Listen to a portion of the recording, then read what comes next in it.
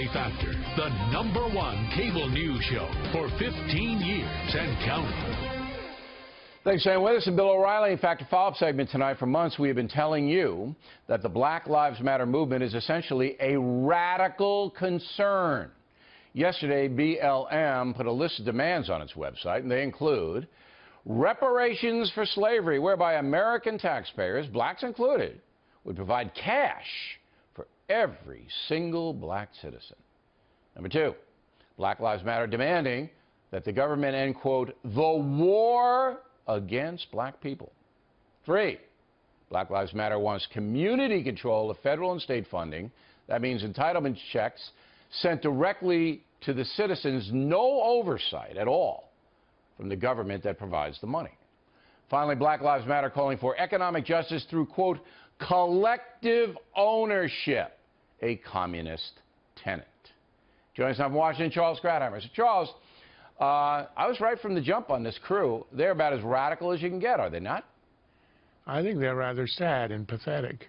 That looks like a list that was put together in a late-night, all-nighter, because they'd been criticized for being just negative and not having a program. This is a sort of it is a really almost ridiculous list, a mishmash, a combination of 1960s New Left cliches and black nationalist cliches strung together with a couple of bones thrown to limousine liberals for things like climate change. And when you look at it, you've got to say this is about as unoriginal as you can get. This idea of empowering the community, giving them direct control and payment, that's been tried for 50 years. It was called the War on Poverty. It was called the Great Society. And we know what the result was. All the numbers are in.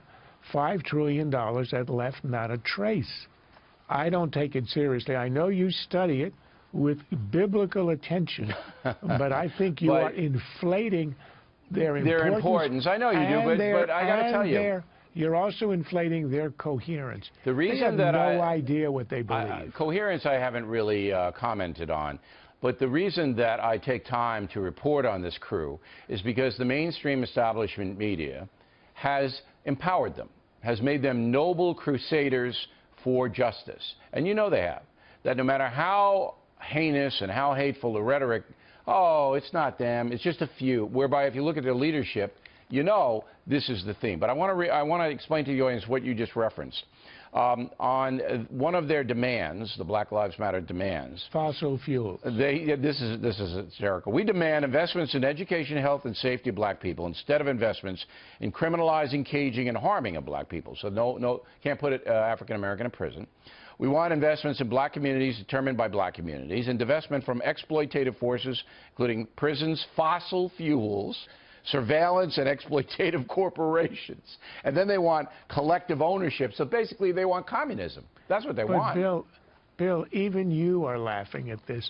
This is ridiculous. If you gave it 1 ounce of serious consideration, you would know that the people who would be hurt by the abolition of fossil fuels would be particularly those people living on the edge whose power rates, utility rates, would skyrocket. But look, Charles, but they say then you have to pay their bills. But I don't know if you're understanding that the Black Lives Matter movement has gained some traction, particularly in the African American and far left communities. And they're not the same, by the way, those two. But they've gained power there. They're kind of respected in some arenas.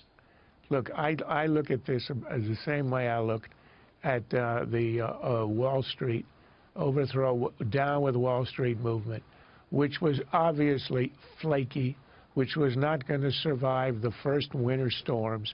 It did not. It had no idea where it was going, what it was doing. It got a ton of media attention. Right. On the left, front page of the New York Times, their ombudsman actually wrote that the Times had adopted it as a cause. This is the same thing. You read that manifesto, you compare it to what Marx wrote in 1859, and you got to admire Marx. He could write and he could think. These people can do neither. All right, Charles Krauthammer, everybody.